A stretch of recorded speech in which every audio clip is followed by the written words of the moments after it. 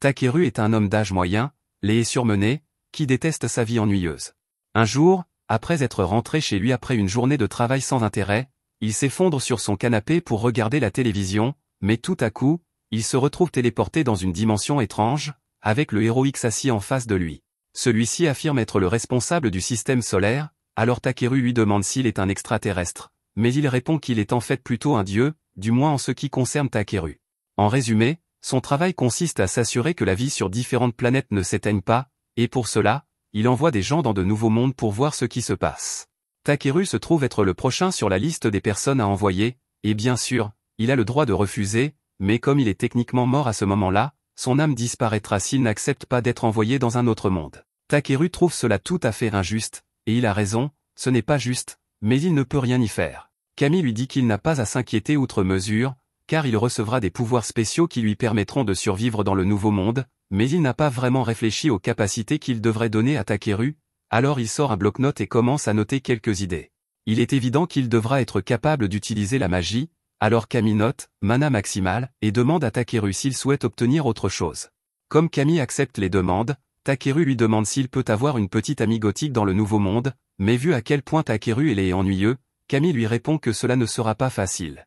Il promet néanmoins de trouver une solution pour lui une fois qu'il sera arrivé, et en prime, il accorde à Takeru une incroyable capacité de recherche, la compréhension de toutes les langues et plusieurs résistances au début. Il ne sait honnêtement pas s'il a le droit de donner autant de statistiques OP à quelqu'un d'un seul coup, mais il n'a plus le temps de changer quoi que ce soit maintenant que le corps de Takeru a déjà commencé à disparaître, alors il lui souhaite bonne chance dans sa nouvelle vie. L'instant d'après, Takeru se réveille allongé près d'un arbre. Il comprend bien ce qui s'est passé, mais il se demande ce qu'il doit faire maintenant. Il décide de se mettre en route au hasard dans l'espoir de croiser des gens, et heureusement, il aperçoit un village tout proche, même si s'y rendre maintenant ne lui serait pas d'une grande utilité puisqu'il est complètement fauché. C'est alors qu'il se souvient que Kami lui a dit qu'il allait acquérir une compétence de recherche pour l'aider à rassembler des matériaux, ce qui semble être un bon moyen de gagner de l'argent. Il brandit donc son bâton et crie pour activer la magie de recherche, mais rien ne se passe. Il commence alors à paniquer, car s'il ne parvient pas à comprendre comment utiliser son pouvoir, il finira tôt ou tard par mourir de faim. Il commence à écrire des mots déclencheurs possibles sur le sol, et finit par avoir l'idée de simplement dire le mot « recherche », ce qui semble fonctionner. Des icônes violettes apparaissent à côté de tous les objets récoltables dans la zone, et s'il dit le mot « scanner » à côté de l'un d'eux, une description détaillée de ce dont il s'agit s'affiche. Cette fleur particulière est de Rambé, et il ne sait pas trop ce que cela signifie, mais cela doit être une bonne chose, alors il décide de cueillir autant de plantes que possible dans cette zone. Après quelques minutes de cueillette, Takeru a récolté quelques exemplaires de tout ce que cette partie de la forêt a à offrir, mais la plupart des plantes s'avèrent être de rang E, alors il ne sait pas si cela en valait la peine. C'est alors qu'il remarque une jolie pierre à proximité et se demande si elle a suffisamment de valeur pour être vendue, mais lorsqu'il la ramasse, son scan lui indique qu'il s'agit simplement d'un gros morceau d'excrément dentéaté, ce qui est dégoûtant, mais l'excrément est classé c'est pour une raison quelconque, il ne peut donc pas se plaindre. Il a rassemblé suffisamment de ressources pour la journée, il décide donc qu'il est temps de se rendre au village pour voir combien il peut gagner en les vendant. À la tombée de la nuit, Takeru arrive enfin aux portes du village, où il rencontre l'un des gardes. Je ne sais pas si Takeru est vraiment grand ou si le garde est juste très petit. Le garde s'appelle Marlowe, et il est surpris d'apprendre que Takeru est un cueilleur, car il est rare de voir des gens comme lui dans les environs. Marlowe suppose qu'il doit être là pour vendre des matériaux, alors il ouvre la porte et dit à Takeru de se rendre au magasin général du village. Takeru arrive finalement au magasin général, où il rencontre le propriétaire derrière le comptoir. Il lui demande s'il est prêt à lui acheter quelque chose et, tout en parlant, il sort la pierre de crotte de son sac. Le propriétaire est stupéfait lorsqu'il voit la pierre, car c'est une trouvaille incroyable. Il lui propose donc de la lui acheter pour 5 pièces d'or. Takeru est ravi d'apprendre qu'il peut vendre la pierre, mais il ne sait pas vraiment quelle est la valeur de 5 pièces d'or ici, alors il demande au propriétaire de lui expliquer. Le propriétaire lui dit que s'il voulait séjourner dans une auberge, il devrait payer environ 500 raves, et que 5 pièces d'or valent au total 5000 raves, donc cette pierre à crotte a en fait une grande valeur. Le propriétaire demande à Takeru s'il a d'autres marchandises à lui proposer, alors il vide son sac, et le propriétaire n'en revient pas de toutes les plantes exotiques qu'il a réussi à rassembler. Il demande à Takeru pourquoi il s'est donné la peine de venir dans un village aussi isolé s'il avait autant d'objets de valeur, alors il explique qu'il les a simplement ramassés pendant son voyage jusqu'ici. Le vieil homme comprend et, maintenant qu'il a une idée des compétences de Takeru, il lui dit qu'il a une faveur à lui demander. Takeru n'est pas venu ici dans l'espoir de recevoir une quête secondaire, mais il se dit prêt à aider en fonction de la difficulté de la demande. Le propriétaire lui explique alors qu'il souhaite que Takeru aille chercher du minerai de mithril dans les montagnes à l'est. Cela semble être beaucoup de travail, mais le propriétaire se dit prêt à payer 360 pièces d'or pour cela, alors Takeru accepte la mission. Cependant, le propriétaire redevient sérieux et mentionne qu'il y a des monstres dans ces montagnes, ce qui rend Takeru très nerveux. Il va donc devoir être prudent. Cette nuit-là, Takeru loue une chambre à l'auberge du village et est heureux de pouvoir enfin se détendre. La seule chose qui pourrait améliorer cette situation serait de pouvoir prendre un bain, mais il ne sait pas où en trouver un. À ce moment-là, l'une des femmes de chambre frappe à la porte et entre avec un bol d'eau chaude. Takeru lui demande à quoi cela sert, et elle lui explique qu'une partie de leur service consiste à offrir aux clients des bols d'eau chaude pour qu'ils puissent se laver. L'odeur nauséabonde de Takeru lui a pratiquement fait monter les larmes aux yeux lorsqu'il s'est enregistré, alors elle lui en a apporté sans qu'il ait besoin de le demander. Takeru apprécie le geste, mais il dit qu'il préférerait prendre un vrai bain. Cependant, la jeune fille le regarde avec perplexité, car seuls les nobles et les riches peuvent se permettre de prendre des bains, et Takeru a l'air complètement fauché. Il tombe à genoux en réalisant qu'il ne pourra pas prendre de bain normalement dans ce monde, et la jeune fille voit qu'il est vraiment bouleversé de ne pas pouvoir se laver, alors elle lui dit qu'il existe des sorciers capables d'utiliser des sorts pour nettoyer les autres, et qu'il pourrait peut-être essayer cela à la place. Après l'avoir entendu mentionner les sorciers, Takeru se souvient que Kami lui a donné la capacité d'utiliser la magie, il devrait donc être capable d'utiliser un sort de nettoyage. Il est vraiment reconnaissant à la jeune fille pour son intuition, il lui donne donc un gros pourboire en guise de remerciement et la renvoie. Une fois qu'elle est partie, il tente d'utiliser la magie de nettoyage en criant le mot « nettoie », et cela fonctionne du premier coup. Cependant, sentir la magie se répandre sur tout son corps le fait émettre des sons étranges, et la jeune fille le prend probablement maintenant pour un excentrique. Le côté positif, c'est que le sort de nettoyage semble vraiment efficace, donc Takeru n'aura plus à s'inquiéter de sentir mauvais tout le temps, mais il aimerait tout de même pouvoir profiter d'un vrai bain. Le lendemain, Takeru part à la recherche de quelques objets supplémentaires à vendre lorsqu'il remarque un nouveau symbole grâce à sa compétence de recherche. Chaque symbole représente un type particulier de butin, il se demande donc ce que cela peut être, mais à sa grande horreur, lorsqu'il jette un œil, il trouve un squelette en décomposition sur le sol. Son scan lui apprend que ce pauvre type s'appelle Belria et qu'il doit être mort en combattant ici il y a quelque temps. Il s'approche pour inspecter le cadavre et trouve alors un médaillon avec une note dessus. La note était de la petite sœur de Belria, qui le remerciait essentiellement d'avoir travaillé si dur pour gagner de l'argent afin de soigner la maladie de leur père, mais plus que tout, elle voulait juste que son frère rentre sain et sauf à la maison, alors elle lui avait demandé de ne rien faire de trop dangereux. Mais il n'avait clairement pas écouté son conseil. Takeru passe l'heure suivante à organiser les funérailles de Belria, puis, une fois celle-ci terminée, il dessine un cercle et jette un sort pour créer une barrière afin de pouvoir installer son campement. Le lendemain matin, Takeru s'enfonce davantage dans la forêt jusqu'à arriver dans la forêt aux arbres blancs. Cet endroit est censé être rempli de monstres et effrayant comme tout, Takeru aurait donc préféré l'éviter, mais c'est le seul moyen pour lui d'atteindre la montagne orientale. Il jette un sort de lumière afin de bien voir et de pouvoir scruter les environs, mais il ne repère rien de très intéressant. Plus étrange encore, il ne voit aucun monstre dans les environs, alors que cet endroit est censé en regorger. Il ne s'interroge pas trop et décide de profiter de cette étrange absence de monstres pour traverser la forêt à toute vitesse. Cependant, alors qu'il courait, il finit par tomber directement du bord d'une falaise. Il n'y a aucune chance qu'il survive à une telle chute, alors il commence désespérément à réciter des formules magiques pour tenter de se sauver. Heureusement, lorsqu'il prononce le mot « voler », un sort de lévitation s'active, lui permettant d'atterrir en toute sécurité. Il est maintenant coincé au fond d'une caverne, mais il remarque une tonne de minerais dans les parois voisines. Il décide donc d'en profiter et commence à les extraire. Il trouve beaucoup de minerais précieux comme l'argent, mais toujours aucun signe de mithril. Il décide donc de s'enfoncer plus profondément dans les grottes. Après avoir marché un moment, son sens de la recherche l'alerte de la présence d'un minerai enfoui profondément dans les rochers, mais avant que Takeru ne puisse s'y rendre, il sent tout le réseau de grottes commencer à trembler. Il va donc devoir être prudent. Il utilise une explosion de feu contrôlée pour briser la roche et, par chance, il parvient à trouver du minerai de mithril, mais en quantité insuffisante. Le réseau de grottes se met soudain à trembler à nouveau, et Takeru commence à craindre que le plafond ne s'effondre. La chose la plus intelligente à faire serait de rentrer chez lui pour la journée et de revenir lorsqu'il sera certain que tout est sûr, mais, tel un plongeur spéléologue fanatique, il décide de continuer à s'enfoncer dans les profondeurs. Il finit par tomber sur une ouverture qui le mène à une magnifique nappe phréatique, et il est vraiment excité car l'eau est éblouissante. Il utilise son pouvoir pour l'analyser et, à sa grande surprise, il découvre qu'il s'agit d'une eau magique de dragon ancien de rang S. C'est la chose la plus précieuse qu'il ait jamais trouvée, même si la partie « dragon ancien » l'inquiète un peu, car il ne voudrait pas avoir à affronter l'un d'entre eux.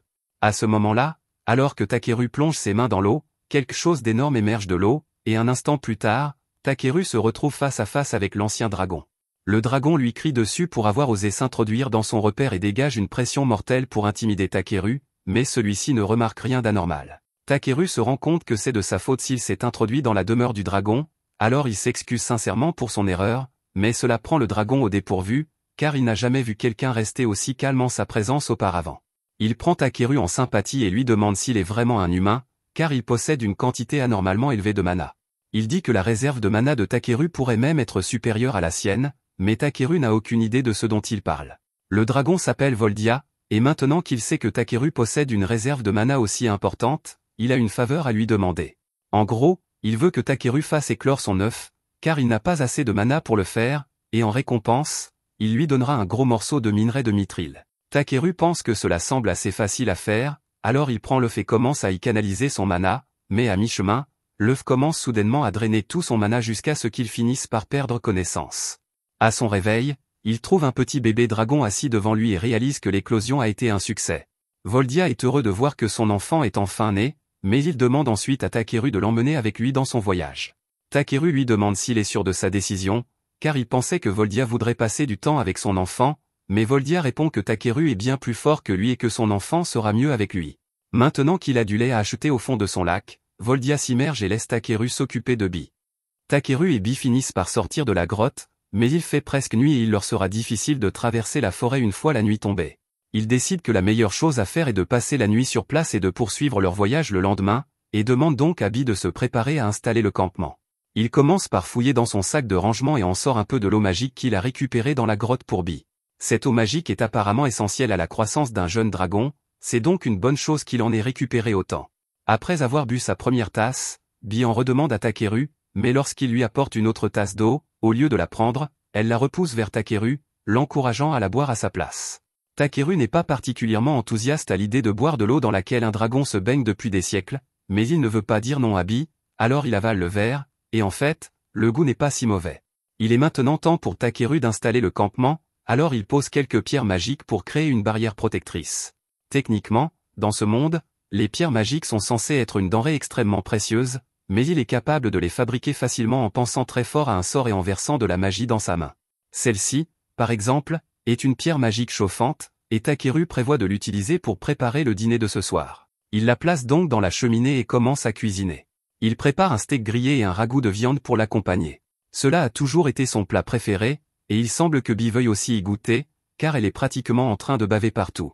Takeru ne sait pas si c'est une bonne idée qu'un bébé dragon mange de la vraie nourriture alors qu'il est né il y a seulement 2 heures, mais il lui donne quand même un bol, et Bi se brûle rapidement les lèvres car elle ne savait pas que la soupe était si chaude. Takeru souffle un peu dessus pour la refroidir et la rend à Bi afin qu'elle puisse la goûter correctement, et elle adore le ragoût.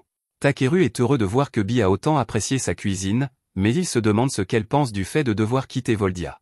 Bi regarde Takeru avec un air perplexe, car pourquoi Voldia lui manquerait-il alors qu'elle a Takeru à ses côtés? Pendant que Bi le serre dans ses bras, il utilise son pouvoir d'évaluation sur elle et est surpris de voir que Bi est déjà de rang B, même si elle est encore toute petite et mignonne. Elle possède également plusieurs dons qui semblent puissants, comme évolution illimitée, et elle finira donc forcément par devenir plus forte que lui, mais il tient à lui faire comprendre qu'il lui est absolument interdit de faire quoi que ce soit d'imprudent, ce qui est un bon conseil en principe, mais Bi ne l'écoute pas du tout.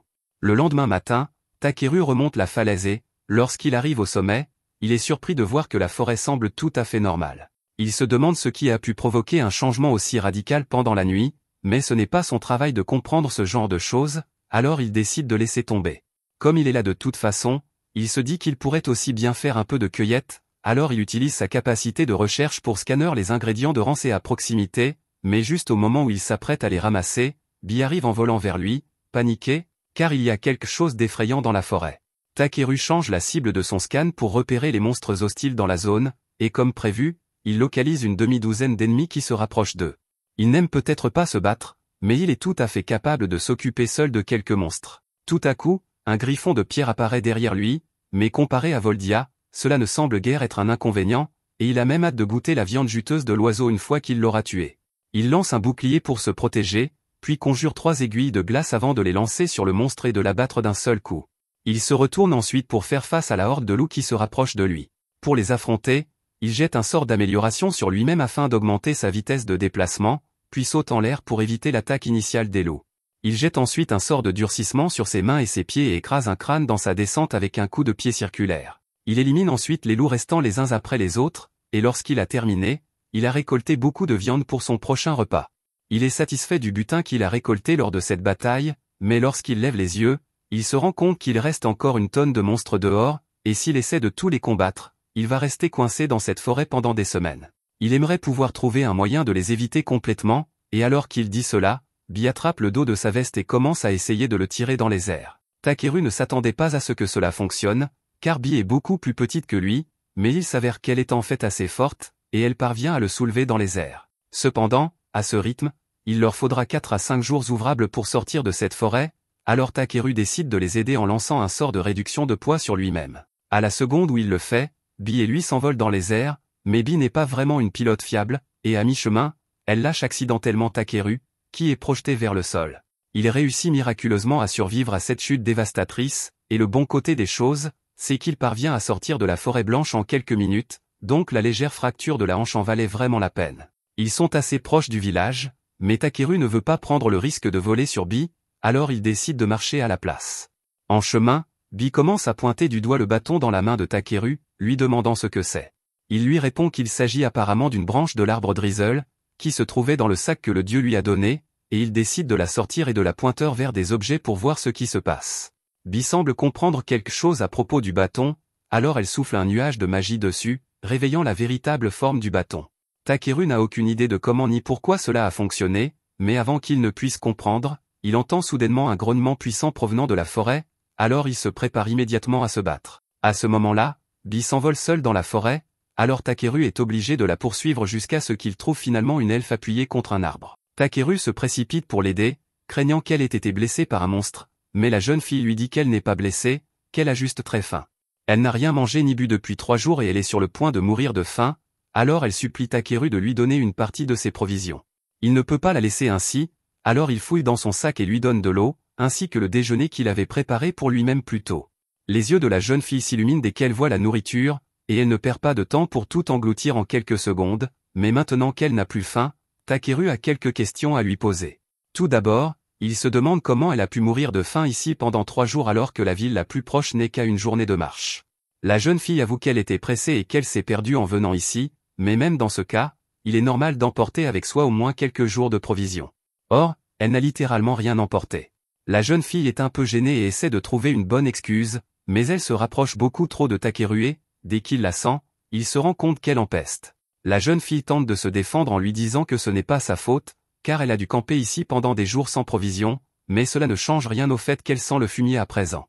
La jeune fille se lève et dit à Takeru que même si elle lui est reconnaissante de l'avoir sauvée, elle trouve qu'il a été extrêmement grossier de dire qu'elle sentait mauvais, même si c'était vrai. Elle s'enfuit alors pour poursuivre son voyage, mais elle n'a pas demandé son chemin et n'a toujours pas de provisions, il pense donc qu'elle n'ira pas très loin, mais ce n'est pas son problème, alors il continue à retourner en ville avec Bee.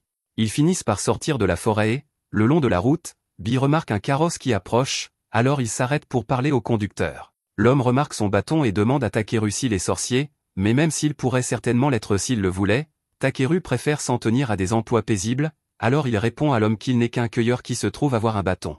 L'homme lui demande alors ce qu'il fait ici, et Takeru lui explique qu'il se rend au village de Tormi.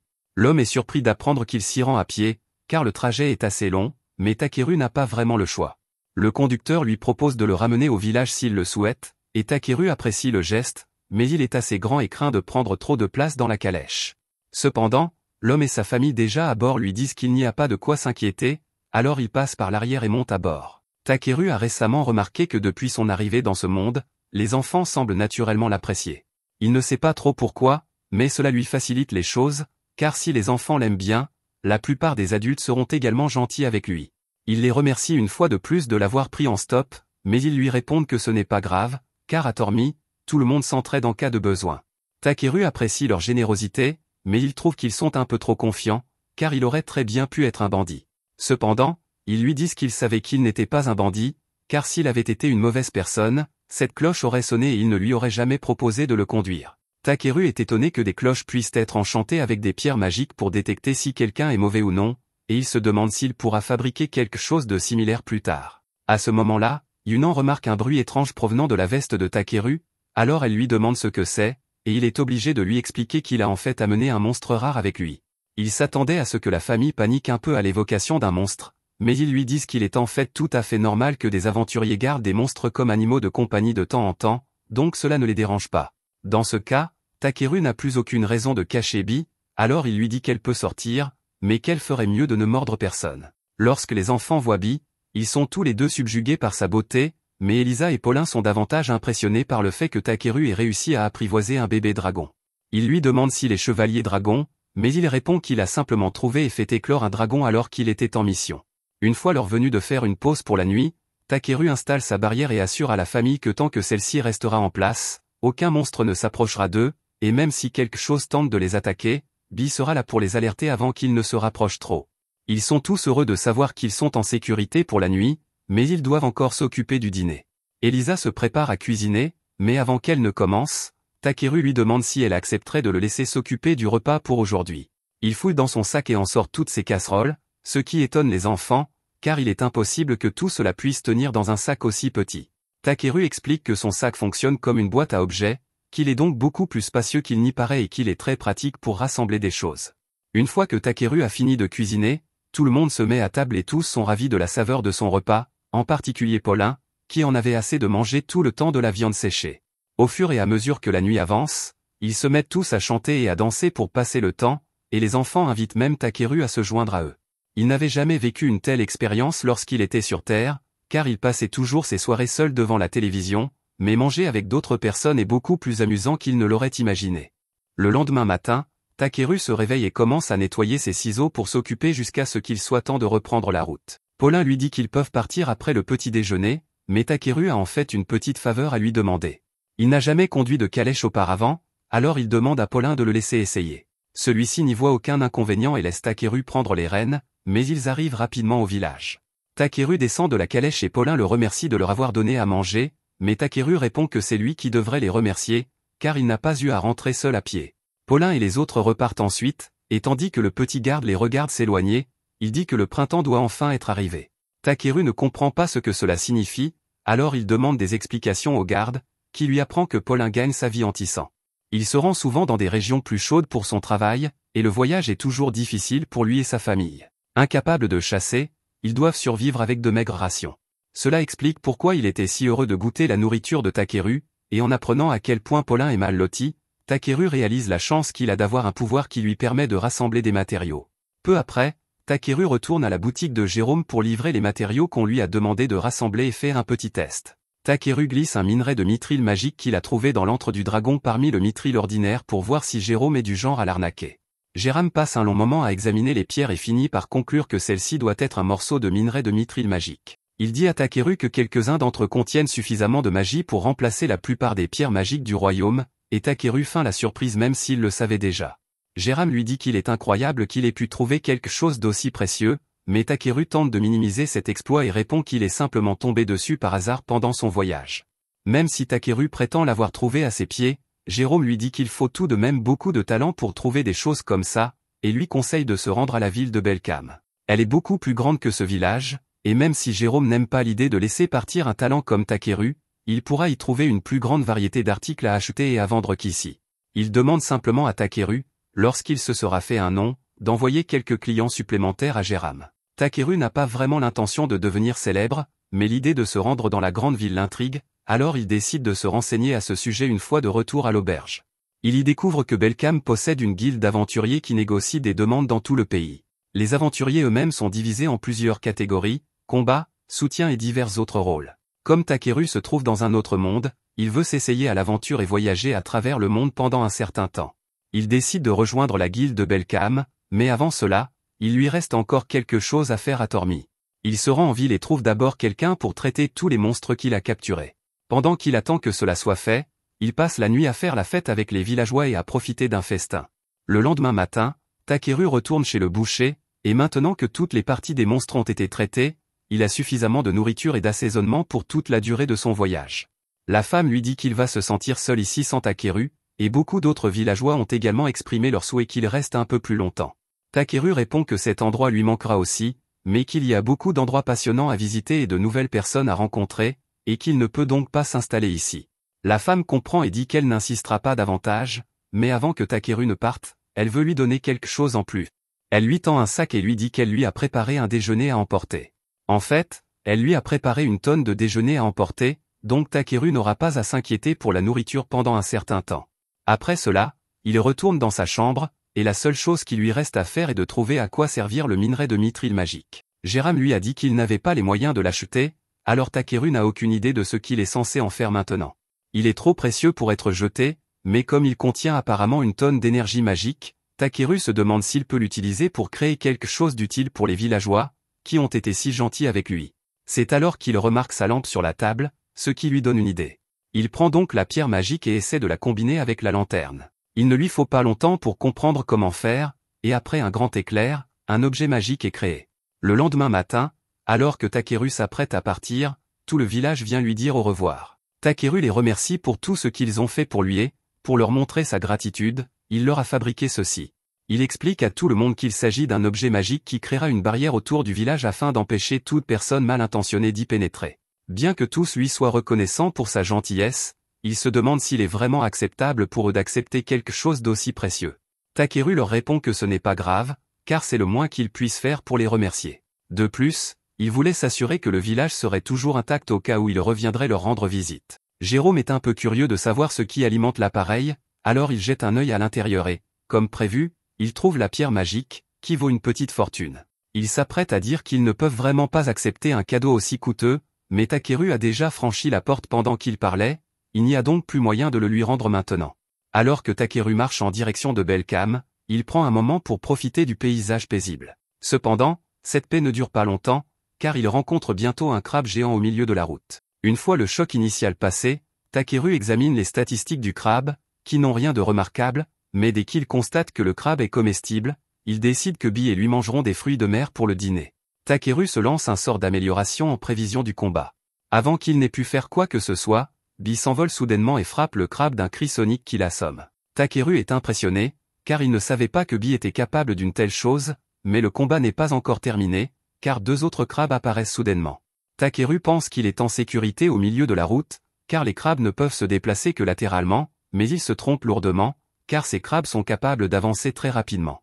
Ils l'encerclent tous les deux, et Takeru est sur le point d'être écrasé, mais avant que les crabes ne se rapprochent, Bee tire Takeru dans les airs, les amenant à s'écraser l'un contre l'autre. Takeru remercie Bee pour sa réactivité, mais le combat n'est pas encore terminé, car le premier crabe vient de reprendre conscience et charge Takeru sans réfléchir. Il invoque donc son bâton et frappe le crabe en plein dans les airs, le tuant enfin. Maintenant que tous les crabes ont été vaincus, il est temps pour Takeru de commencer à les préparer. Il utilise d'abord son pouvoir de durcissement sur son bras pour le transformer en couteau de fortune, puis il se met au travail et coupe toutes les pinces et les pattes. Quelques minutes plus tard, il a préparé tous les membres pour la cuisson, alors il sort une marmite géante et les y met tous. Ne lui demandez pas où il a trouvé cette marmite géante. Il ajoute de l'eau et beaucoup de sel, et après quelques heures de cuisson, la chair de crabe est enfin prête. Bee et lui se jettent dessus. Ils adorent tous les deux le goût de la chair de crabe, alors Takeru prévoit désormais d'éliminer et de manger autant de monstres que possible afin de pouvoir goûter toutes sortes de plats délicieux. Quelques jours plus tard, Takeru et Bee arrivent aux portes de la ville de Belcam, et il est émerveillé par la magnificence des remparts de la forteresse. Il remarque qu'il y a une longue file d'attente à la porte où se déroulent les inspections, alors il s'avance pour rejoindre la file, mais avant que son tour n'arrive, il décide de dissimuler son sac magique, car il serait malvenu que les gardes découvrent qu'il dispose d'un espace de stockage infini. Une fois son tour venu, Takeru est convoqué dans une pièce séparée pour rencontrer les gardes. Tandis que l'un d'eux fouille ses affaires, l'autre lui demande ce qu'il vient faire à Belcam. Takeru explique qu'il est venu ici parce qu'il souhaite s'inscrire à la guilde des aventuriers, ce que le garde comprend parfaitement, car Belcam possède la plus grande guilde du continent. Il ne trouve pas Takeru suspect, mais il doit tout de même faire son travail, alors il lui dit qu'il va le contrôler avec Avaro. Takeru n'a jamais entendu parler d'Avaro, alors il demande au garde à quoi cela sert, et celui-ci lui explique que cela leur permet essentiellement de vérifier si une personne est suspecte ou non. Takeru ne s'en soucie pas, car c'est soit cela, soit une fouille corporelle complète. Le garde utilise donc l'appareil pour le scanner et, après quelques secondes, il déclare qu'il n'y a rien d'anormal. Takeru est assez curieux de savoir ce que le garde a vu, alors il utilise son pouvoir pour scanner l'appareil magique et voit la fenêtre d'état qui a été montrée au garde. Elle indique simplement que Takeru peut utiliser la magie, et il est soulagé que la longue liste de capacités que le dieu lui a donnée n'apparaisse pas lors des scans normaux. Les gardes lui disent qu'il peut passer, mais ils ont une dernière question avant que Takeru ne parte. Ce n'est pas très important, mais ils se demandent pourquoi Takeru a la bénédiction des dragons sur son écran de statistiques. Takeru explique que c'est probablement à cause de son animal de compagnie, alors il demande à Bi de sortir, et les deux gardes sont émerveillés par sa beauté. Il n'y a pas de règle interdisant d'avoir des dragons comme animaux de compagnie ici, donc Takeru est autorisé à emmener Bi à l'intérieur, mais le garde lui dit qu'il va devoir mettre une sorte d'étiquette sur Bi comme preuve de propriété au cas où quelque chose arriverait dans la ville. Takeru ne sait pas trop quoi utiliser, car il n'a pas apporté de collier, mais il se souvient alors que les enfants de Paulin lui ont donné un porte-bonheur il y a quelques jours. Il le sort de son sac et le glisse sur la queue de Bi. Le garde dit que cela suffit, il ne reste plus qu'à remplir un rapport pour informer le maire qu'un dragon est entré dans la ville, mais Takeru n'a pas à s'en soucier. Ils lui rendent son sac et lui disent que s'il veut se rendre à la guilde des aventuriers, il peut y aller en suivant la route principale. Alors que Takeru fait ses premiers pas dans la ville, celle-ci s'avère encore plus incroyable qu'il ne l'avait imaginé. À ce moment-là, Bi lui montre un grand bâtiment au bout de la rue, qui doit être la guilde des aventuriers. Il y entre donc pour jeter un œil. Quelques instants plus tard, une femme nommée Europa s'approche de Takeru et lui souhaite la bienvenue à la guilde des aventuriers. Ils sont toujours heureux d'accueillir de nouveaux membres, alors elle le conduit à la réception où Takeru est présenté à la réceptionniste Ariana. Elle lui demande de remplir un formulaire avec son nom et son métier actuel, ce qui semble assez simple, mais maintenant que Takeru y pense, il ne sait pas pourquoi il est capable de comprendre la langue de ce monde. Après avoir rempli le formulaire, Ariana demande à Takeru s'il a de l'expérience au combat, et Takeru lui répond qu'il a déjà terrassé un griffon, une meute de loups et quelques crabes. Tout cela semble très impressionnant, mais Ariana pense que Takeru invente tout cela, alors elle lui demande s'il a des preuves de ses exploits. Il répond qu'il a des preuves, mais qu'elles sont assez volumineuses, alors il lui demande s'il peut vraiment les apporter ici. Ariana pense que cela ne sera pas si grave, alors elle dit à Takeru d'y aller, mais à sa grande surprise, il sort un crabe géant et le pose directement sur son bureau. Le poids du crabe écrase instantanément le bureau d'Ariana, et Takeru se rend compte qu'il a peut-être fait une erreur, mais pour sa défense, il l'avait prévenu que ce serait gros. Tous les membres de la guilde se rassemblent pour voir ce qui se passe, et le maître de guilde demande ce qui se passe. Takeru répond qu'il voulait juste montrer son crabe à Ariana, ce que le maître de guilde comprend, mais il se méfie du fait que Takeru possède une boîte à objets et lui demande où il l'a trouvée. Takeru répond qu'il l'a reçue en cadeau, et après avoir utilisé son pouvoir, le maître de la guilde confirme que Takeru dit la vérité. Le maître de la guilde possède un pouvoir de scan similaire à celui de Takeru, mais au lieu d'un écran de statistiques, il voit simplement une aura autour d'une personne qui lui indique si elle a de bonnes ou de mauvaises intentions, et Takeru semble inoffensif, il n'y a donc pas lieu de le punir pour une simple erreur. Il dit qu'ils peuvent évaluer le crabe et effectuer le paiement avant la fin de la journée, mais Takeru répond qu'il a en fait l'intention de manger le crabe plus tard, ce qui choque tout le monde dans la guilde. La foule commence à grossir, alors Ariana dit qu'elle va terminer l'inscription de Takeru dans la pièce voisine. Une fois à son nouveau bureau, elle lui dit que le crabe a définitivement prouvé qu'il était un combattant compétent, alors elle termine son inscription et lui tend un brassard de la guilde. Elle sait qu'il mérite un rang plus élevé, mais selon les règles de la guilde, tous les nouveaux membres doivent commencer au rang F. Cependant, avec ses compétences, il devrait pouvoir monter en grade en un rien de temps. Le lendemain, Takeru retrouve la famille de Balluri, le garçon qu'il a trouvé mort dans les bois, afin de l'informer de son décès et de lui rendre quelques-unes de ses affaires. La famille de Balluri est dévastée, d'autant plus qu'elle lui avait demandé de ne pas partir à l'aventure, mais il avait insisté pour le faire afin de payer les médicaments de son père. Takeru voit bien que le père est toujours très malade et qu'il souffre de la perte de son fils, alors il veut faire quelque chose pour aider. Il se rend ensuite à la guilde pour vendre un tas d'herbes, et le commis est ravi de voir la taille impressionnante des champignons et des feuilles. À ce moment-là, Ariana arrive au coin de la rue à la recherche de Takeru, et il semble qu'il soit devenu très populaire en ville ces derniers temps, car une tonne d'offres d'emploi ont été publiées à son nom. Takeru est heureux d'apprendre que les gens ont une si bonne opinion de lui, mais il n'a pas assez de temps pour accepter tous ces emplois, alors il lui dit qu'il n'en prendra que quelques-uns pour l'instant. Après cela, Takeru se rend au bain public pour prendre un long bain relaxant, et quelques instants plus tard, Clay entre à son tour et s'installe juste à côté de Takeru. Takeru est surpris de le voir ici, car il ne vient généralement pas à cette heure-là, mais il dit qu'il semble qu'il va bientôt pleuvoir et qu'il voulait donc prendre un bain rapide avant. Quoi qu'il en soit, puisque Takeru est là, Clay lui demande s'il sait utiliser la magie de guérison, car des rumeurs circulent selon lesquelles il aurait soigné gratuitement un homme malade dans les bidonvilles il y a quelque temps. Takeru admet que c'est vrai, et Clay est surpris d'entendre cela, car la plupart des guérisseurs demandent des honoraires très élevés.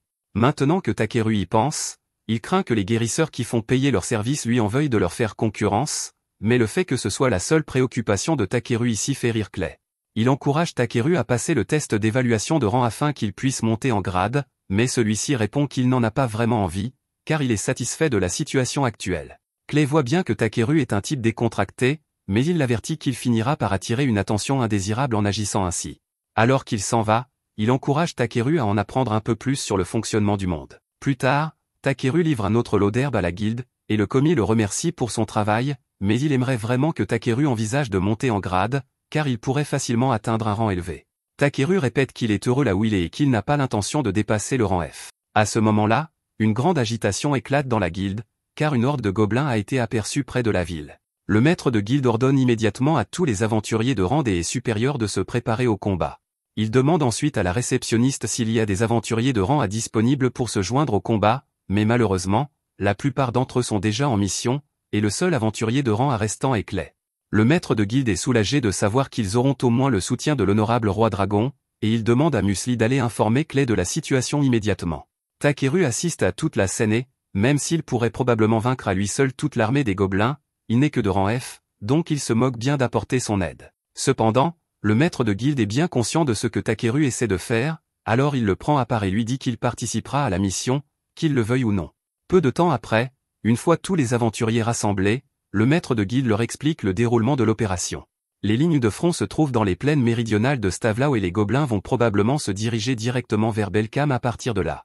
Ils ne peuvent pas laisser les gobelins franchir les remparts de la ville, alors le maître de guilde leur demande d'intercepter les gobelins à la rivière Zawi. Tout le monde semble enthousiaste à l'idée de défendre la ville, mais Takeru n'a vraiment pas envie d'être là. À ce moment-là, deux aventuriers à côté de lui remarquent que Takeru est de rang F et lui demandent pourquoi un faible comme lui a été autorisé à participer à une mission comme celle-ci. Le maître de guilde s'approche alors et explique qu'il ne sait pas exactement pourquoi, mais que tous les membres de son personnel n'ont cessé de faire l'éloge de Takeru, et qu'il a donc pensé que ce serait une bonne idée de l'emmener avec eux. Techniquement, il n'a pas le droit de forcer un aventurier de rang F à se battre, car l'union lui tomberait dessus, mais rien ne l'empêche de demander à Takeru de ramasser des objets de valeur sur le champ de bataille. Le maître de guilde s'éloigne alors, et Musli s'excuse auprès de Takeru car elle ne comprend pas pourquoi le maître de guilde obligerait un membre de rang F à participer à un combat, mais quoi qu'il en soit, elle promet de faire de son mieux pour le soutenir sur le terrain. Takeru ne comprend pas de quoi elle parle, alors Musli lui explique qu'elle sait utiliser un peu de magie de guérison et qu'elle l'aidera en tant que médecin. Takeru comprend pourquoi Musli a été sollicité, mais vu son enthousiasme à l'idée d'un combat mortel, il a le sentiment que quelque chose va terriblement mal tourner. Peu après, Takeru arrive à l'avant-poste avec Musli, et dès qu'ils y parviennent, elle est effrayée par un oiseau et commence à s'agripper au bras de Takeru. Il lui demande de le lâcher, mais Musli est trop terrifiée pour lâcher son étreinte. Elle continue d'insister sur le fait qu'elle n'a pas peur, mais Takeru n'est pas aveugle. Il lui dit qu'il se trouve dans un avant-poste arrière, loin de tout combat réel, et que les chances qu'elle rencontre un véritable monstre sont donc très faibles. Il lui dit qu'il n'y a rien de mal à avoir peur, car même les guerriers les plus courageux connaissent la peur, et qu'elle doit simplement faire de son mieux avec les capacités dont elle dispose. Les paroles de Takeru remontent le moral de Musli, qui promet de faire de son mieux et court se réfugier dans l'une des tentes. Quelques instants plus tard, Clay sort et trouve amusant que Takeru vienne de faire un discours sur l'importance de se battre alors qu'il avait tout fait pour éviter de venir sur le champ de bataille plus tôt. Takeru voit l'ironie dans ses propos, mais il répond qu'il n'aime tout simplement pas s'impliquer inutilement dans des problèmes. En parlant d'éviter les combats, Takeru est surpris de voir Clay à l'arrière, car il pensait qu'il serait en première ligne avec les autres. Clay admet que certaines vieilles blessures ont recommencé à le faire souffrir, et que son corps ne fonctionne donc pas aussi bien que d'habitude. Takeru lui demande s'il parle des cicatrices qu'il a vues sur son dos lorsqu'ils étaient au bain public. Clay se fige un instant, s'attendant à ce que Takeru le méprise pour avoir des cicatrices aussi honteuses, mais celui-ci ne voit pas où est le problème. Clay explique que les cicatrices dans le dos sont une tache sur la fierté d'un guerrier, car elles signifient que vous avez été blessé en fuyant un adversaire, mais Takeru ne pense pas qu'il y ait quoi que ce soit de honteux à cela. On voit bien que Clay a reçu ses cicatrices en essayant de protéger quelqu'un, et même s'il a été gravement blessé, il a quand même réussi à survivre, c'est donc quelque chose dont il devrait être fier. À ce moment-là, les deux hommes entendent le grondement sourd de centaines de pas qui se rapprochent.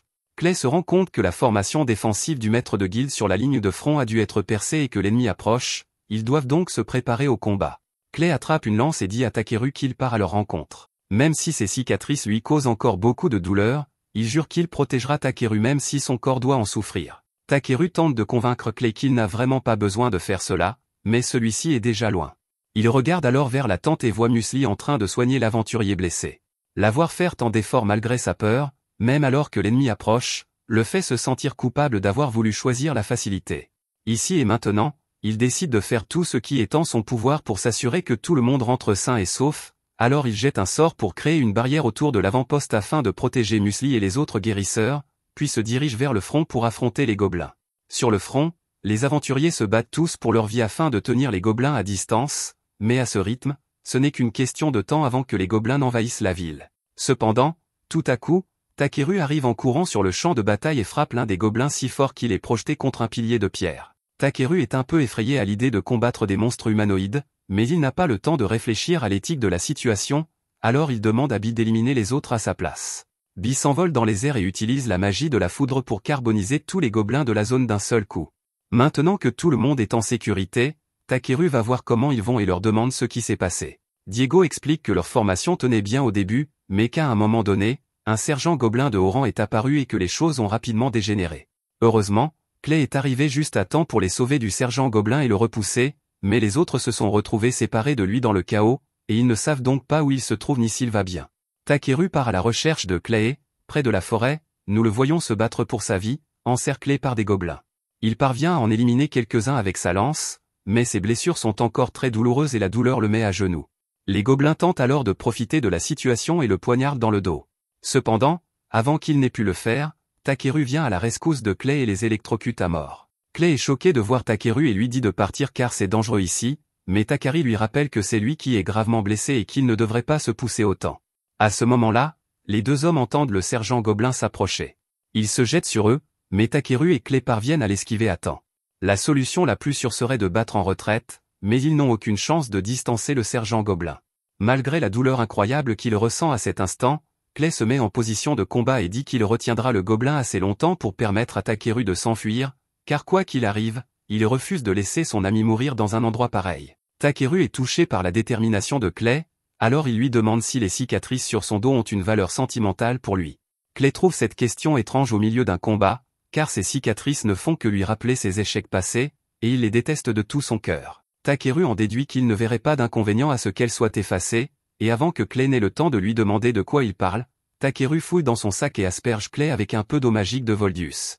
Il jette ensuite un sort de guérison totale sur Clay pour faire disparaître ses cicatrices, mais cela pourrait avoir eu des effets secondaires indésirables, car si les cicatrices ont disparu, cela a également forcé Clay à évoluer et à devenir noir. Takeru n'a aucune idée de ce qui vient de se passer, tout comme Clay, mais non seulement la douleur causée par ses cicatrices a disparu, mais il se sent également plus fort que jamais pour une raison inconnue.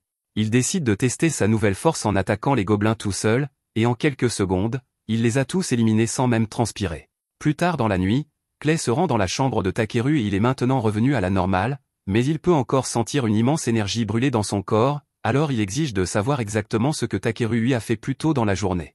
Takeru explique qu'il a simplement utilisé de l'eau magique provenant d'un dragon ancien comme catalyseur et qu'il a lancé un sort de guérison.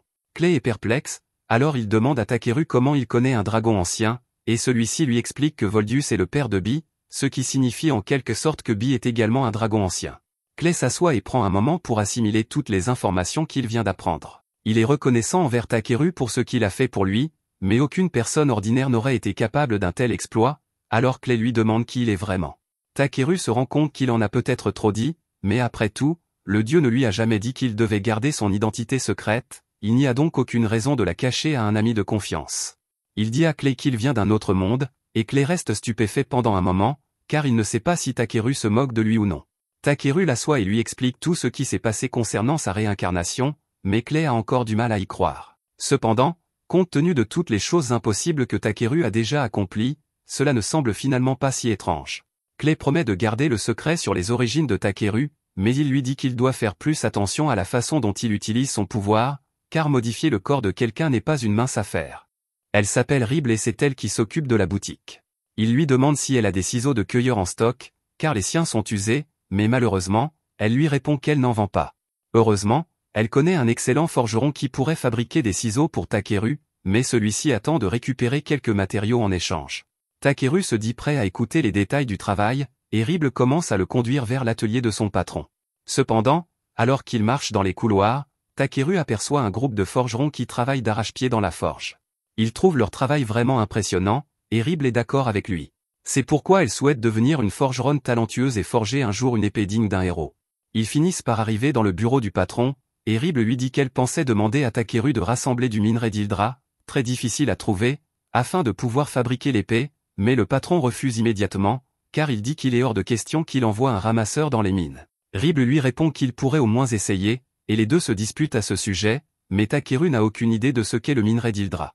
Le patron explique qu'il ne veut pas envoyer un cueilleur dans les mines parce qu'elles sont toujours infestées de monstres et que, selon des rumeurs récentes, il y aurait également des démons, et qu'il ne peut donc pas en toute bonne foi envoyer Takeru affronter ces créatures. Ribble admet qu'il y a eu récemment une baisse du nombre de personnes se rendant dans les mines, mais le patron suppose qu'elle n'en a pas parlé à Takeru. Il lui dit qu'un forgeron prêt à risquer la vie d'autrui pour son profit personnel n'a pas sa place derrière un marteau, et Ribble réalise qu'elle a eu tort. Elle s'excuse donc auprès de Takeru et lui dit qu'il peut oublier toute cette histoire. Cependant, celui-ci semble toujours très intéressé malgré les dangers encourus, et demande si le minerai d'Hildra est vraiment le seul minerai adapté à la fabrication de leur épée. Ribble le confirme, et Takeru propose alors de collecter le minerai dans la mine en échange d'une paire de ciseaux spéciaux forgés. Le patron demande à Takeru s'il a bien écouté lorsqu'ils ont mentionné la présence de monstres dans la mine, mais celui-ci répond qu'il peut s'occuper de tout ce qui s'y trouve et qu'ils n'ont donc pas à s'inquiéter pour lui. Pour preuve, il sort l'une des pinces de crabe qu'il garde toujours sur lui, un monstre qui donnerait du fil à retordre même à des aventuriers de Ranbei. Le patron se rend alors compte que Takeru pourrait effectivement être capable de s'en occuper. Takeru part immédiatement pour les mines de Ryuei, et en chemin, les autres passagers de la calèche se mettent à discuter du fait qu'il est étrange que toutes les herbes toxiques de la région aient disparu du jour au lendemain. Takeru s'inquiète, pensant que c'est peut-être de sa faute s'il a exagéré avec la cueillette, mais il rejette immédiatement cette idée.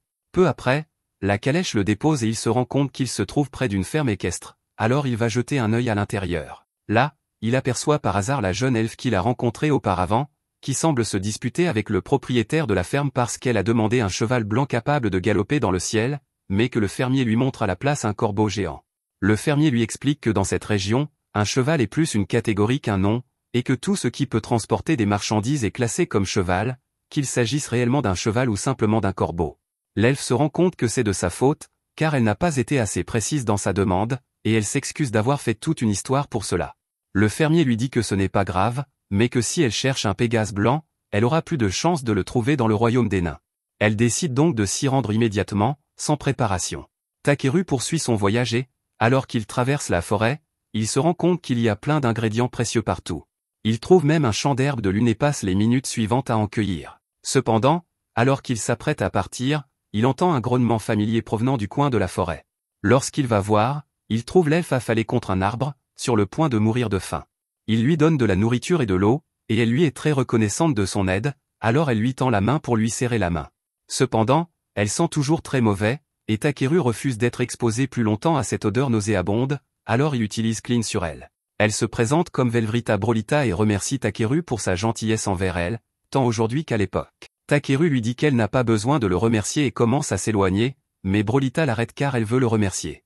Takeru lui répond qu'il ne l'a pas aidé dans l'espoir d'une récompense, mais Brolita lui dit alors qu'elle l'accompagnera dans son voyage pour l'aider autant qu'elle le pourra. Takeru lui dit qu'elle n'a vraiment pas besoin de faire ça, mais elle insiste, alors il décide de la laisser faire ce qu'elle veut. Au cours des heures suivantes, Takeru passe son temps à cueillir d'autres herbes dans la forêt, et Brolita fait de son mieux pour l'aider, mais elle ne cesse de ramasser des choses inutiles. Peu après, il est temps pour eux d'installer leur campement, alors Brolita lui demande si elle doit aller chercher du bois pour lui. Takeru lui répond qu'il n'a pas besoin d'elle, car il a déjà des pierres magiques pour faire du feu. Cependant, Brolita lui dit qu'il est important de laisser des traces d'un feu de camp sur des chemins comme celui-ci, car cela montrera aux autres voyageurs que c'est un endroit sûr pour camper. Takeru se rend compte qu'elle a raison, alors Brolita part dans les bois et revient peu après avec une énorme bûche sur l'épaule. Takeru lui dit qu'ils ne peuvent pas utiliser quelque chose d'aussi gros comme bois de chauffage, mais Brolita répond qu'elle n'a pas encore fini. Elle jette la bûche en l'air, puis sort ses lames et la découpe en dizaines de morceaux plus petits d'un seul coup. Takeru est très impressionné, car il ne savait pas que Brolita était si douée, mais il est encore plus étonné par le fait que ses armes soient de rang A, car c'est la première fois qu'il voit des armes aussi bien classées. Ce soir-là, Takeru prépare une soupe, et dès que Brolita y goûte, elle est stupéfaite, car elle n'a jamais rien mangé d'aussi bon auparavant. Pendant qu'il mange, elle lui demande s'il se rend également au royaume des nains, et Takeru lui explique qu'il a accepté un travail consistant à collecter du minerai d'Hildra dans les mines de Ryuei qui s'y trouvent.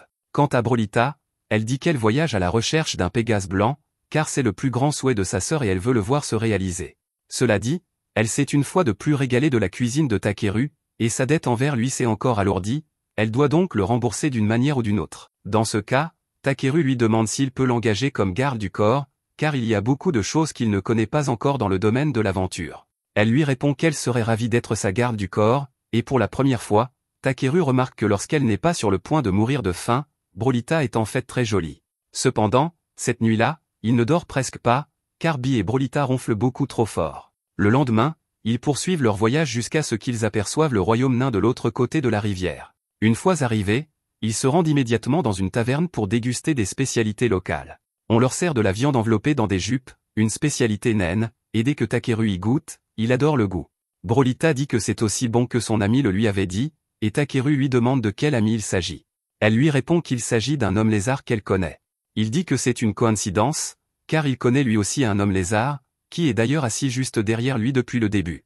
Takeru est surpris de voir Clay ici, et Clay lui demande pourquoi il a quitté la ville sans même le prévenir. Il explique toute la situation à Clay, qui comprend, mais le rang de Takeru est encore trop bas pour accepter officiellement un travail comme celui de collecter du minerai d'Hildra dans les mines, il ne pourra donc pas le signaler à la guilde pour évaluation. Il demande à Takeru s'il en tire au moins une bonne récompense, et celui-ci explique que Grusa a accepté de lui fabriquer une superbe paire de ciseaux en échange du minerai. Clay ne sait pas quoi dire, car ce n'est pas du tout un échange équitable, mais Takeru insiste sur le fait qu'une bonne paire de ciseaux est essentielle pour un collecteur. Si Takeru est vraiment d'accord pour ne recevoir qu'une paire de ciseaux, alors Clay n'a aucune raison d'essayer de le convaincre du contraire, mais il dit qu'il aimerait accompagner Takeru dans sa mission. Il avait de toute façon l'intention de se rendre bientôt en ville pour faire réparer sa lance, alors il dit à Takeru de considérer cela comme un petit détour. Avant que Takeru n'ait le temps de refuser l'offre, Brolita intervient soudainement et dit que Clay pourrait également devenir le garde du corps de Takeru. Il semble donc qu'il va devoir rester avec eux pendant un certain temps. Le lendemain matin, ils se rendent tous à l'entrée de la ville de Vosrol, où une longue file d'attente s'est formée. Il semble donc qu'ils devront patienter un certain temps avant de pouvoir entrer. Cependant, Takeru remarque alors que Clay discute avec les gardes, et quelques minutes plus tard, ils sont autorisés à passer devant tout le monde et à entrer directement, car Clay est très connu. Une fois à l'intérieur, le garde informe Clay que le roi souhaite le recevoir en audience. Takeru est surpris, car il ignorait que Clay connaissait le roi du royaume des nains. Clay répond que c'est une longue histoire, mais le garde explique que c'est en fait assez simple, Clay les a autrefois sauvés du roi du tonnerre Zangom, et depuis, il est vénéré comme un héros. Cependant, Clay explique qu'il n'a en réalité rien fait. Les nains sont doués pour fabriquer des armes, mais ils ne savent pas les manier pour se protéger, ce qui les conduit souvent à être réduits en esclavage par un démon.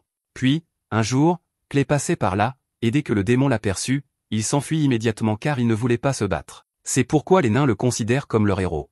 Ils ont même érigé une statue en son honneur, mais ils ne sont apparemment pas très doués en sculpture, car elle ressemble plus à un T-Rex qu'à Clay. Peu après, Clay et les autres se rendent au château pour rencontrer le roi Zeph, et Clay demande immédiatement qui a eu l'idée de faire une statue de lui qui ressemble à ça. Zeph répond en plaisantant qu'il trouvait juste que ça aurait l'air cool. Takeru remarque que Clay et Zeph semblent très proches, mais il doit interrompre leur conversation car il a une lettre d'introduction à remettre au roi. Elle vient de Grazu et demande essentiellement la permission pour Takeru de se rendre dans les mines. Le roi répond que cela ne lui poserait normalement aucun problème, mais qu'il y a quelques mois, la mine est devenue le repère d'innombrables démons, et qu'il s'inquiète donc pour la sécurité de Takeru. Il lui demande s'il est sûr de vouloir y aller malgré les risques encourus, et Takeru le confirme. Le roi leur donne alors la permission, à lui et à ses amis, d'entrer dans la mine et de découvrir la vérité derrière l'infestation de démons. Clay répond immédiatement qu'il comprend, mais Takeru reste sans voix, car enquêter sur les démons ne faisait pas partie de son programme pour aujourd'hui. Il se dirige finalement vers l'entrée de la mine, et le réceptionniste en chef de la guilde locale ouvre la porte pour les laisser entrer. Takeru crée un sort de lumière pour éclairer la zone, mais d'après ce qu'il peut voir, il n'y a pas beaucoup de minerais ici, alors il demande au guide s'ils peuvent aller un peu plus loin. Le guide accepte, mais tout à coup, Bee sent quelque chose approcher. Takeru utilise alors son pouvoir de scan et se rend compte qu'ils sont attaqués par deux araignées géantes. Clay intervient et utilise sa lance pour transpercer la bouche de la première, tandis que Takeru utilise la magie pour paralyser la seconde, ce qui laisse suffisamment de temps à Brolita pour la découper en morceaux. Le problème des araignées est donc réglé. Plus ils s'enfoncent dans la mine, plus l'énergie magique semble forte, et Takeru commence à remarquer des traces de minerai d'Hildra dans les parois, mais elles ne sont pas assez importantes pour répondre à ses besoins. C'est alors qu'il remarque quelque chose enfoui profondément dans le mur. Il lance alors un sort explosif dessus, révélant un énorme filon de minerai d'hydrite. Ce n'est pas du minerai d'Hildra, mais c'est encore plus rare et précieux, et le guide lui dit que c'est une découverte incroyable. Cependant, à ce moment-là, Bee avertit Takeru que quelque chose approche, et les yeux du guide deviennent blancs lorsqu'il se rend compte qu'il s'agit d'un démon. Après l'avoir bien observé, Takeru dit à tout le monde de reculer car il a l'intention de s'en occuper lui-même, non pas parce qu'il déteste les démons, mais parce que le démon en question est un crabe, et que lui et Bee ont hâte de le manger. Takeru demande à Bee de lui fournir un tir de couverture pendant qu'il se précipite pour attaquer, mais il rappelle à Bee de ne pas utiliser d'attaque de feu ou de foudre, car ils ne veulent pas détruire la chair juteuse du crabe. Bee utilise un cri sonique pour désorienter le crabe pendant que Takeru court vers lui et lui assène un coup sur la tête avec son bâton. Cependant, celui-ci est beaucoup plus résistant que les autres qu'il a affrontés par le passé, et il reçoit un coup au visage, mais il n'abandonne pas pour autant. Le crabe tente de lui marcher dessus, mais Takeru parvient à rouler sur le côté à temps, et Bee en profite pour geler la patte du crabe. Cela donne une idée à Takeru, qui forme plusieurs aiguilles de glace et les lance toutes sur le crabe, le gelant complètement.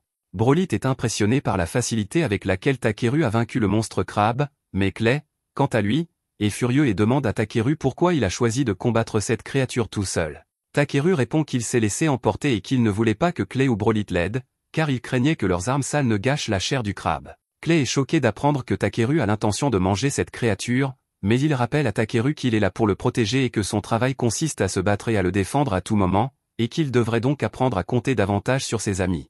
Takeru n'avait pas vraiment besoin d'aide pour vaincre le monstre crabe, mais il comprend le point de vue de Clay, alors il s'excuse et promet de compter davantage sur lui à l'avenir. Clay est heureux de l'entendre, alors il dit qu'il devrait probablement commencer à transporter le monstre crabe hors d'ici s'il prévoit de le manger. Peu de temps après, Takeru et les autres ont déplacé le corps du crabe et sont actuellement occupés à extraire des gemmes. Ils ont déjà rassemblé toutes les pierres précieuses de la zone, mais Takeru dit qu'il y a de fortes chances qu'il trouve un filon encore plus important s'il creuse un peu plus profondément. Le guide est extrêmement reconnaissant envers Takeru, car non seulement il s'est occupé du démon qui terrorisait cet endroit, mais il leur a également trouvé un nouveau filon de minerai, et il ne sait pas comment il pourrait le remercier. Plus tard, Takeru et les autres retournent au château pour rencontrer le roi, et Zambo l'informe des exploits de Takeru. Le roi est émerveillé par tout ce que Zambo lui raconte, et pour prouver ses exploits, Zambo demande à Takeru de montrer au roi le monstre crabe qu'il a capturé. Takeru lui demande s'il est sûr de cela, mais le roi semble vouloir le voir, alors il ouvre sa boîte à objets et pose le crabe sur le sol. Le roi est impressionné par la taille du monstre et dit à Takeru qu'il mérite une récompense pour avoir si bien réussi à le capturer. Dans ce cas, Takeru demande s'il peut prendre le corps du crabe comme récompense, et le roi est déconcerté par cette demande étrange, mais il n'y voit aucun inconvénient. Quelques minutes plus tard, Takeru et les autres sortent du château, et Takeru et Bee ont du mal à s'empêcher de saliver à l'idée de tous les délicieux crabes qu'ils vont bientôt manger. De plus, sa carapace dure constituera un bon matériau de base pour les ciseaux que Takeru a demandé, donc ce voyage s'est avéré très fructueux pour lui. Pour couronner le tout, le lendemain, le roi prépare un Pégase blanc pour Brolit en guise de récompense, car il a entendu dire qu'elle en cherchait un, mais maintenant que j'y pense, elle n'a pas vraiment fait grand-chose pendant son séjour ici. Le roi a également fait réparer la lance de Clay, et celui-ci est très satisfait du résultat. Brolit dit qu'elle doit rentrer chez elle, car le Pégase est un cadeau de sa sœur, et elle ne peut exprimer à quel point elle est reconnaissante à Takeru pour tout ce qu'il a fait. Il essaie de lui dire que ce n'est pas grave, mais elle insiste pour trouver un moyen de le remercier, même si cela lui prend le reste de sa vie. Plus tard, Takeru et Clay retournent à la guilde, et il est accueilli par Ariana dès qu'il entre. Elle est heureuse de le voir de retour, mais elle est surprise de voir Clay avec lui, alors elle leur demande s'ils ont formé un groupe ensemble ou quelque chose comme ça. Takeru s'apprête à lui dire qu'ils se sont simplement croisés par hasard, mais Clay l'interrompt et dit qu'ils ont effectivement formé un groupe. Ariana est ravie d'apprendre cela, et avant que Takeru n'ait pu lui dire qu'il n'avait en fait pas formé de groupe, elle est déjà partie en courant pour informer le maître de la guilde. Takeru se tourne alors vers Clay et lui demande pourquoi il a dit une chose pareille, mais Clay répond qu'il n'y a pas de mal à cela. De plus, il sait déjà très bien que Takeru n'est pas un humain ordinaire et qu'il a tendance à s'attirer des ennuis, donc Clay pense que ce serait une bonne idée de garder un œil sur lui. Même si Takeru n'aime pas qu'on lui impose quoi que ce soit, il admet que l'idée d'avoir Clay comme coéquipier n'est peut-être pas si mauvaise. Les deux hommes s'assoient donc pour discuter et finissent par se mettre d'accord pour former le groupe Black Azure Dragon. Ensuite, Takeru se rend à la forge pour livrer les matériaux qu'il a rassemblés, et dès que le patron voit toute l'hydrite pure que Takeru a récoltée, il reste sans voix. Takeru commence à s'inquiéter, pensant que quelque chose ne va pas, car il pensait que l'hydrite pure serait préférable au minerai d'Hydra ordinaire, mais maintenant, il n'en est plus si sûr. Il leur demande s'ils peuvent terminer le projet qu'ils ont prévu en utilisant le minerai d'hydrite, et Ribble et Gazu versent tous deux des larmes de joie, car ils n'auraient jamais pensé mettre la main sur de l'hydrite aussi pure. Takeru est heureux de voir qu'il semble satisfait de ce qu'il leur a apporté, même s'il ne s'attendait pas à ce qu'il soit aussi ému. Une fois que Ribble et Gazu ont cessé de pleurer, ils se tournent vers Takeru et lui disent que, bien qu'ils lui soient reconnaissants, avec autant de pierres, ils n'ont pas assez d'argent pour le payer à la hauteur de la valeur de l'Hildrite qu'il leur a apporté. Cependant, Takeru leur dit qu'ils n'ont pas à s'inquiéter de le payer, car tout ce qu'il veut, c'est une paire de ciseaux personnalisés qu'il sera le seul à pouvoir utiliser, mais avant cela, il souhaite qu'il prenne cette Hildrite et l'utilise pour fabriquer la meilleure épée qui soit afin de remporter le concours de fabrication d'épées. Un demi-mois plus tard, Takeru est à la taverne en train de savourer une bonne chope de bière quand, tout à coup, il est interrompu par Wade. Wade lui dit qu'une personne importante le cherche et qu'elle a laissé cette lettre à Takeru pour lui demander de la rencontrer. Clay jette un œil à la lettre et reconnaît l'emblème de la maison de Luzelvac. Wade explique que la lettre provient du seigneur de ce territoire, et Takeru n'aime pas trop cette idée, car cela semble être une source de tracas. Il commence à réfléchir à des moyens de se dérober, mais Wade lui assure que même si le seigneur en question est un noble, il n'est pas désagréable, et qu'il ne devrait donc y avoir aucun problème à ce que Takeru le rencontre. Takeru se fie à la parole de Wade et ouvre la lettre pour voir ce qu'elle contient. Il s'agit d'une invitation officielle adressée à Takeru et Clay à se rendre au manoir du seigneur afin qu'il puisse leur rendre hommage.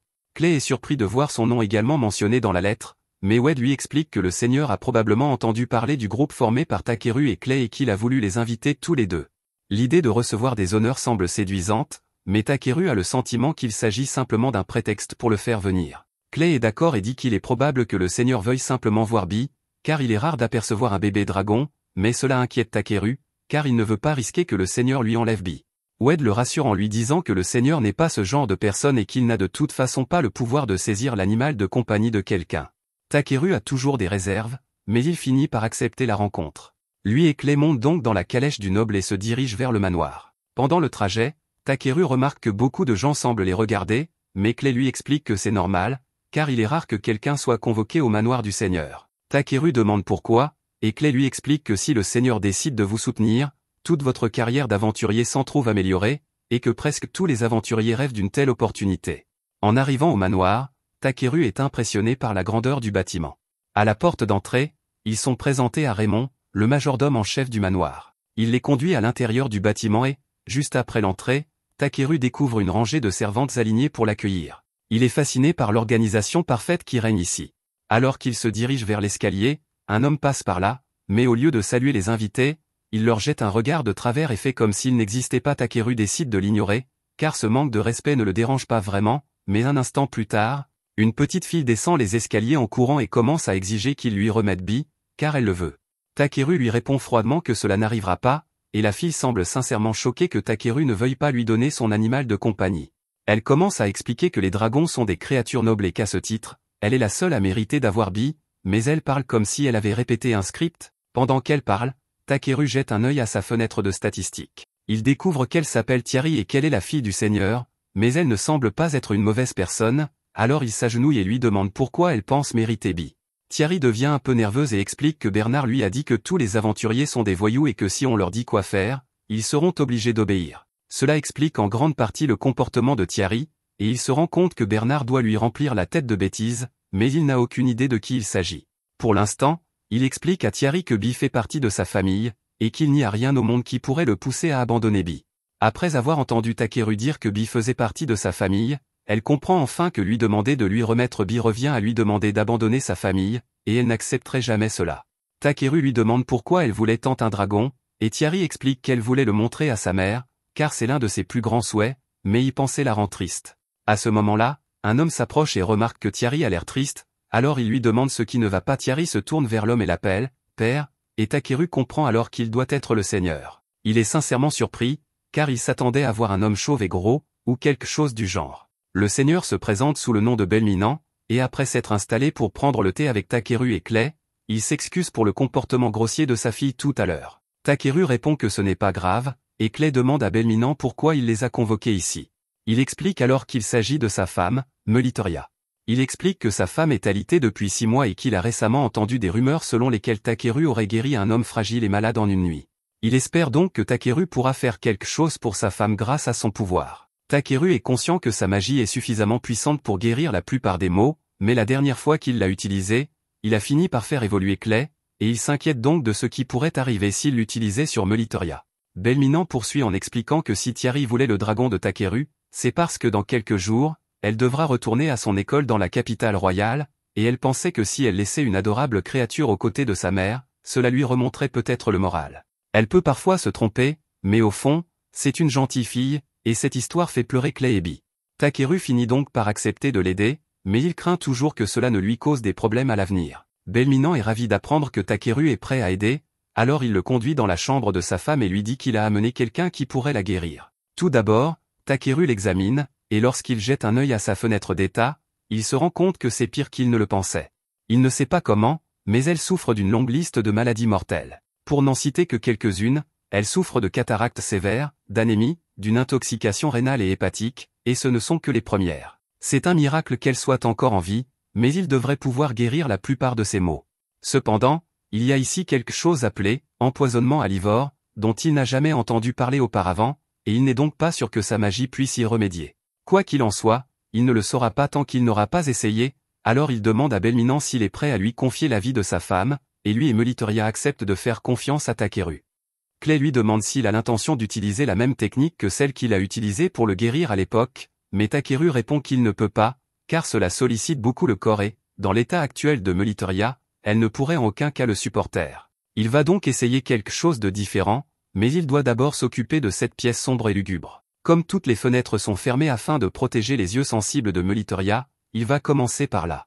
Il pose sa main sur son visage et lance un sort de guérison, mais s'il en utilise trop d'un coup, il pourrait accidentellement lui faire mal, il doit donc être très prudent. Une fois qu'il a terminé, il demande à Melitoria d'ouvrir lentement les yeux, et lorsqu'elle le fait, elle est stupéfaite de réaliser qu'elle peut à nouveau voir. Takeru est heureux de l'apprendre, car cela signifie qu'elle n'a plus besoin que la pièce soit aussi sombre. Il sort donc son bâton et utilise une magie pure pour éliminer toute la poussière et ouvrir les fenêtres afin de laisser entrer la lumière du soleil. Melitoria est ravie de pouvoir profiter du soleil sans que ses yeux ne brûlent, et tout cela grâce à Takeru. Mais même s'il aimerait s'occuper de ses autres maux, il ne peut pas le faire pour l'instant, alors il demande à parler à Belminant en privé pendant un moment. Belminant accepte de l'accompagner, et une fois seul, Takeru l'informe que sa femme souffre d'un empoisonnement à l'ivore et que, d'après ce qu'il sait, elle l'a contracté en ingérant des toxines d'ivore. Belminant s'apprête à dire qu'il est impossible que Melitoria ait été assez imprudente pour manger cette toxine, mais il se rend alors compte que quelqu'un a dû l'empoisonner, et il n'arrive pas à croire qu'il ne s'en soit jamais aperçu. Il demande s'il peut faire quelque chose, mais comme Takeru n'a aucune idée du fonctionnement des toxines ivores, il ne peut pas la guérir. Il demande à Belminant s'il peut se procurer un antidote, mais celui-ci lui répond que c'est impossible. La toxine ivore est un ancien poison interdit qui a été perdu au fil du temps, et de ce fait, la recette de l'antidote a également été perdue, si bien que personne ne sait plus comment le fabriquer. Cependant, Belminant sait où il pourrait trouver des indices. Il sort donc tous les anciens registres de la bibliothèque et explique qu'ils contiennent les notes de tous les anciens seigneurs. Il pourrait donc y trouver des informations sur la toxine ivore, mais il y a un petit problème. Tous les livres sont écrits dans une langue ancienne que personne n'a réussi à déchiffrer depuis des décennies. Cependant, grâce à ses compétences en traduction, Takeru est capable de comprendre l'écriture sans trop de difficultés, mais lire tous ces livres pour trouver des informations sur le poison ivore prendrait une éternité, il aimerait donc pouvoir rechercher des mots-clés ou quelque chose qui faciliterait sa tâche. C'est alors qu'il a l'idée de modifier sa compétence de recherche et de l'utiliser pour identifier le livre qui contient des informations sur le poison ivore. Oui, si la recherche est si flexible, il pourrait probablement l'utiliser pour trouver directement le poison ivore, mais il n'y a pas pensé. Après avoir activé sa recherche, l'un des livres s'illumine. Il le feuillette et finit par trouver une section qui contient des informations sur le poison. Il s'agit du journal intime d'un garçon nommé Polopola, qui raconte comment il est tombé par hasard sur un champ de fleurs d'ivore près d'un lac avec un rocher en forme de cheval à proximité, et Clay sait justement où se trouve ce lac. Il l'a vu lors d'un de ses voyages dans un petit village, alors il le montre sur une carte et dit aux autres que le village s'appelle Azit. Belmin se rend compte qu'Azit se trouve dans la région de Venown, en dehors du territoire de l'Uzelvac, et qu'il faudrait au moins 5 jours de voyage pour s'y rendre. Dans ce cas, Takeru dit qu'il partira immédiatement, car il n'y a pas de temps à perdre. Alors que les chevaux sont préparés pour le départ de Takeru, Bernard observe la scène depuis la fenêtre, l'air méprisant. Quant à Takeru, il se trouve près d'un des murs du château, en train de poser des cristaux magiques. Belminant vient le trouver et lui demande ce qu'il fait. Takeru lui explique qu'il mettait juste en place une petite protection, car il est possible que quelqu'un tente de nuire à Melitoria pendant son absence. À ce moment-là, Thierry arrive en courant pour voir Takeru, car elle veut s'excuser pour son comportement plus tôt. Il est venu ici pour sauver sa mère, mais elle s'est montrée très grossière envers lui sans raison, et elle se sent très mal à ce sujet. Cependant, Takeru lui dit que ce qui importe, c'est qu'elle ait su reconnaître son erreur et corriger son comportement. C'est une compétence très importante que de pouvoir réaliser que l'on peut se tromper sur quelque chose, et Thierry est donc en bonne voie pour mener une vie riche et épanouie. Il demande à Thierry de désormais réfléchir par elle-même avant d'agir, et elle promet de ne plus refaire la même erreur. Il y a une dernière chose qu'il veut dire avant de partir, alors il dit à Thierry que pendant son absence, une certaine personne pourrait essayer de lui dire que Takeru est un ennemi ou qu'il la trompe, et si cela arrive, il veut que Thierry évite de donner une réponse immédiate et qu'elle en parle d'abord à son père. Thierry promet de garder cela à l'esprit, alors Takeru et Clay partent, et pour que le voyage soit le plus rapide possible, il jette un sort d'accélération sur les chevaux. Au cours des jours suivants, les deux hommes se rendent au village d'Azit, mais lorsqu'ils y arrivent enfin, ils découvrent un terrain vague désertique. La dernière fois que Clay était venu ici, cet endroit était un village agricole luxuriant, mais il semble qu'il n'y ait pas plu depuis longtemps, et Takeru commence à s'inquiéter que le lac qu'il recherche est déjà séché. Clay ne pense pas que ce soit un problème majeur, car les lacs ne s'assèchent généralement pas aussi rapidement, mais lorsqu'ils arrivent enfin au lac, celui-ci ne semble pas s'être asséché, mais l'eau a l'air bizarre. Takeru l'examinait, d'après ce qu'il peut voir, l'eau semble avoir été contaminée et la personne responsable l'a certainement fait intentionnellement. À ce moment-là, Takeru et Clay sont acculés par un groupe de villageois qui semblent plutôt malades, mais qui sont déterminés à défendre leur village et exigent de savoir ce que Takeru et Clay font ici. Takeru comprend que les villageois essaient simplement de protéger leur foyer, alors il leur explique calmement que Clay et lui sont des aventuriers venus de Belkam et qu'ils sont ici pour une mission visant à collecter un matériau rare. Les villageois semblent sceptiques, alors ils demandent à Takeru et Clay de prouver qu'ils sont vraiment des aventuriers. Clay leur montre son brassard de rang A comme preuve. Les villageois réalisent alors qu'ils sont vraiment des aventuriers et lâchent leurs tuyaux, mais alors que Takeru leur demande s'ils ont des informations utiles à lui donner, il remarque que l'un d'eux tombe par terre. En allant voir le garçon, il se rend compte qu'il semble beaucoup trop léger pour un enfant en pleine croissance. Il se tourne vers les adultes et leur demande s'ils ont eu assez à manger ces derniers temps, mais la réalité est bien pire qu'ils ne le pensaient.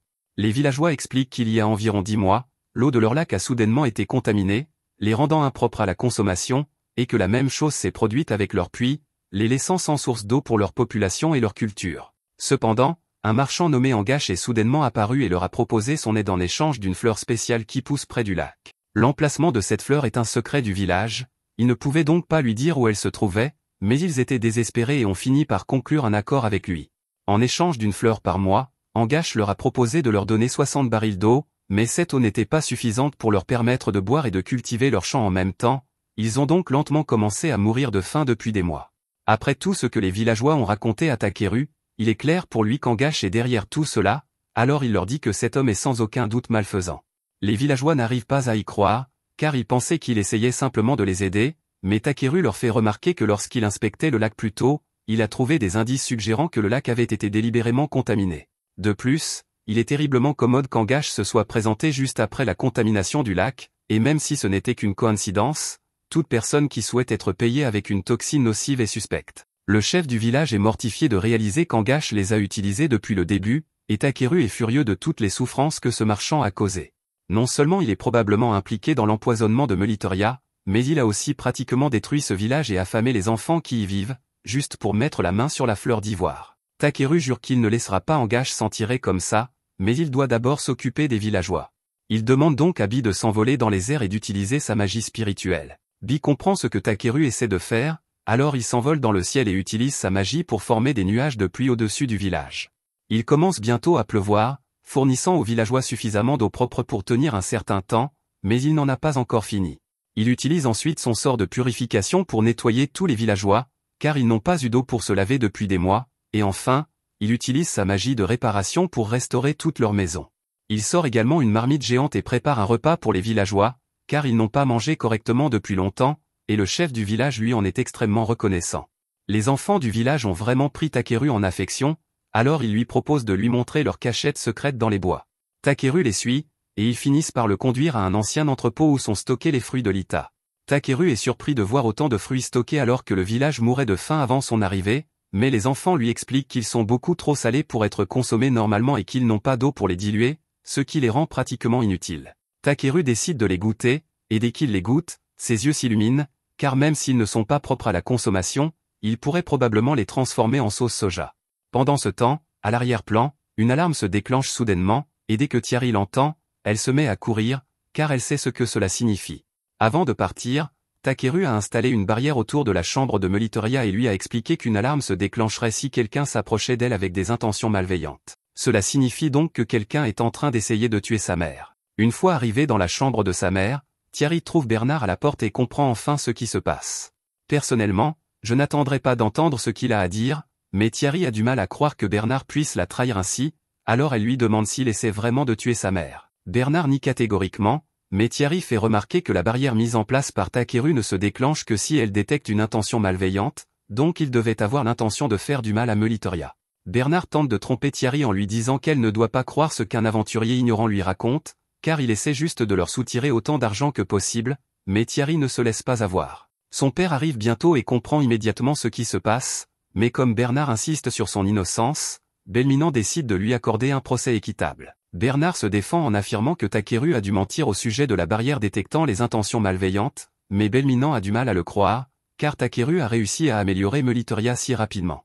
Néanmoins, si Bernard insiste sur le fait qu'il n'avait aucune mauvaise intention lorsqu'il s'est approché de la chambre de Meliteria, il peut le prouver immédiatement en buvant l'eau spéciale qu'il avait l'intention de lui donner. Bernard commence à paniquer car il sait que cette eau contient du poison ivore, et l'expression de son visage confirme les soupçons de Belminan. Il jette donc l'eau au visage de Bernard, qui commence à s'affoler car il pense qu'il s'agit de poison. Cependant, Belminan lui dit d'arrêter de réagir de manière excessive, car il a déjà remplacé l'eau empoisonnée par de l'eau normale. Bernard n'a donc rien à craindre, du moins pas du poison, mais il va passer très longtemps derrière les barreaux pour ses crimes. Après avoir emmené Bernard, le personnel fouille sa chambre et finit par y trouver une lettre. Raymond la remet à Belminan, qui est choqué par ce qu'il y lit. La même nuit, Angache se rend au village pour collecter un autre ivore, mais il ne parvient pas à trouver le chef du village. Il demande à l'un des habitants où il se trouve, et celui-ci lui répond que le chef est parti guider les aventuriers qui sont arrivés. Ils ont également découvert que les fleurs d'ivore qu'il lui donnait étaient utilisées pour fabriquer du poison, et qu'il ne pouvait donc plus continuer à lui en vendre. Il se rend compte qu'il ne pourra plus tromper les villageois, alors il décide de brûler tout le village et de prendre immédiatement ce dont il a besoin. Et alors que nous voyons Bernard être transporté à la prison par les gardes, il commence à sourire car il sait que ce n'est pas encore fini.